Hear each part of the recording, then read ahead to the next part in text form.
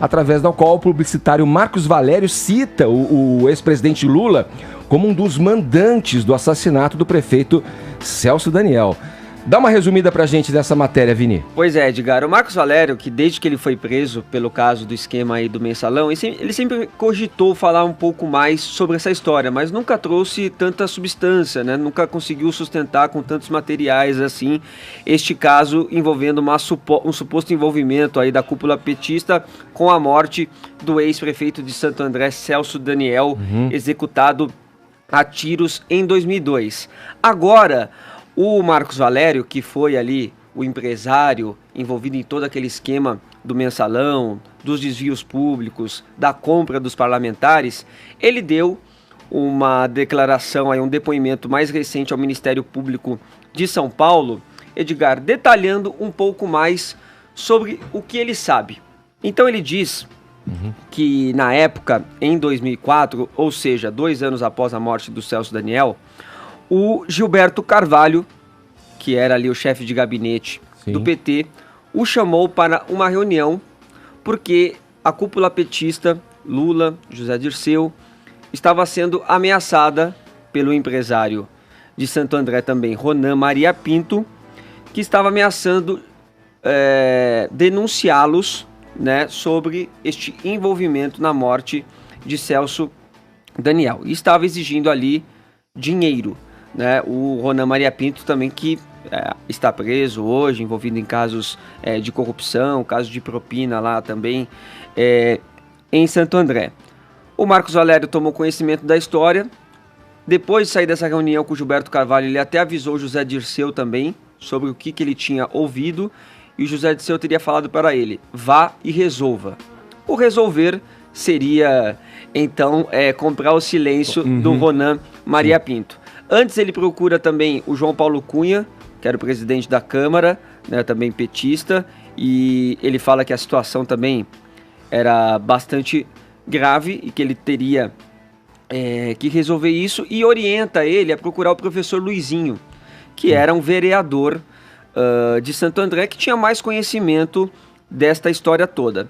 O professor Luizinho, Edgar, segundo o Marcos Valério, fala que confidenciou que o Marcos Valério aceitou, na campanha de 2002, pagar a caravana do Lula pelo país, mas que não aceitava entregar a administração dele para a ação de quadrilhas e daqueles que visavam enriquecimento pessoal.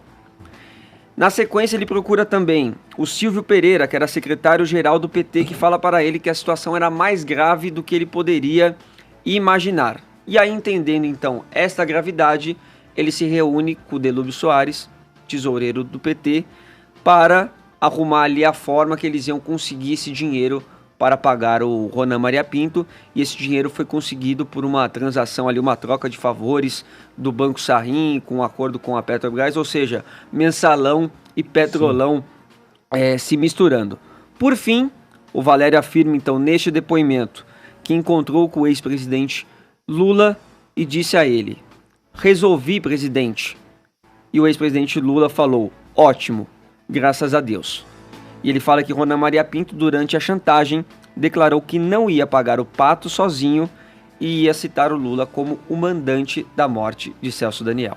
Vamos lá, já vou começar ouvindo aqui nossos convidados. Deputada Janaína Pascoal com a gente hoje aqui também, o Pedro Sete Câmara, fica à vontade se quiser comentar. Deputada, como é que a senhora digere todas essas informações? Essa notícia caiu também como uma bomba, como eu disse aqui na nossa manchete, né? Como é que você olha tudo isso aí? Só é uma bomba para quem não acompanha essa história desde o princípio, porque os familiares do Celso Daniel, de certa forma, já quando dos fatos, deixaram muito claro que não tinha sido um crime comum. Depois, houve aquele arquivamento muito rapidamente em São Paulo. O Ministério Público, por meio de um promotor chamado Márcio, um promotor muito jovem, não me lembro o sobrenome agora, entendeu que as investigações não poderiam parar ali num suposto sequestro relâmpago. Houve toda uma apuração. Estranhamente, o processo foi todo anulado, né? Deputada, só para complementar e deixar claro que o caso do Celso Daniel foi tratado pela Polícia Civil como um crime comum, mas é algo que não é crível para o Ministério Público, que sempre tratou como desconfiança. Sim. E até sustentada pelos familiares também. E o promotor fez um trabalho difícil, entendeu? Que foi todo foi todo anulado. Né? Aliás, muitas anulações, infelizmente, marcam o nosso país, anulações estranhas, né? Desmontes. Depois nós temos o processo do Mensalão, onde os políticos são condenados a 7 anos, 4 anos, e Marcos Valério é guardado numa condenação de 42 anos. Que é algo um tanto quanto desproporcional pelo histórico brasileiro e em comparação com os demais condenados. Em vários momentos, Marcos Valério sinaliza que quer fazer uma colaboração premiada e a legislação permite que uma pessoa condenada faça, não existe vedação para isso. Ninguém tem interesse em fazer a colaboração com ele. Vários depoimentos da senadora Mara Gabrilli, que é daquela região do ABC, sim, já vinham de alguma maneira sinalizando para essa situação. Então, o que eu posso dizer é que, no mínimo, né, nós vamos aguardar se alguma autoridade vai querer ouvir Marcos Valério, vai querer apurar esses fatos, sim, vai querer ouvir essas pessoas que são aparentemente blindadas. E as últimas decisões, inclusive do Supremo Tribunal Federal, sinalizam que continuarão blindadas. Então, assim, só é surpresa para quem não acompanha a história do país. Pedro. Na verdade, deputado, eu gostaria de fazer uma pergunta. Gostaria de saber se existe alguma semelhança, quer dizer, quais seriam semelhanças, diferenças entre o caso do Celso Daniel e o caso da Marielle. Também, é justo comparar esses dois assassinatos na medida em que eles seriam crimes políticos? Eu acho que morte é morte, vida é vida, né? Então, não vejo por que não fazer uma comparação, não vejo por que não dar a mesma importância, né? Eu confiro aos dois casos a mesma dignidade.